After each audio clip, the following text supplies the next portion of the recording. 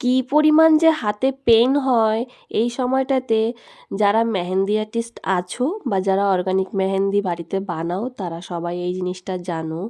তো এই যে সক্সের ভেতরে মেহেন্দিটাকে দেওয়ার পরে সক্সটা টানার সময় হাতে যে পরিমাণ ব্যথা হয়, তো আমরা সেটা সত্যিই মানে কাউকে বোঝাতে পারি না। তবে মেহেন্দিটা যদি কম পরিমাণে থাকে সেটা একটু কম হয়, কিন্তু বেশি পরিমাণে থাকলে তো হাতে অসহ্য ব্যথা হয়। তো কি বলবো, যারা জিজ্ঞাসা করো দিদি অর্গানিক মেহেন্দি বলে এত দাম কেন?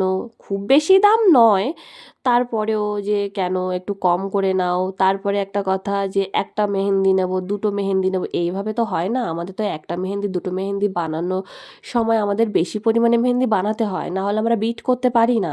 তাহলে কি করে তোমাকে একটা মেহেন্দি দেবো? তাহলে তোমাকে যদি আমি একটা বা দুটো মেহেন্দি দিই, তাহলে আর যে এক্সট্রাগুলো থাকবে সেগুলো তো আমাকে বেশি হয়ে যাবে, এক্সট্রা হয়ে যাবে, সেগুলো আমি কি করব? আর বেশি দিন ফ্রিজে রাখা যায় ঠিক, কিন্তু যখন তোমরা ইউজ করবে, যদি রোয়া জিনিসটাকেই ইউজ করতে পারো, যেটা বানানোর পরে এক দুদিনের মধ্যে ইউজ করতে পারো, তবে সেইটা সব থেকে বেশি ভালো। তো এই আর কি। নমস্কার।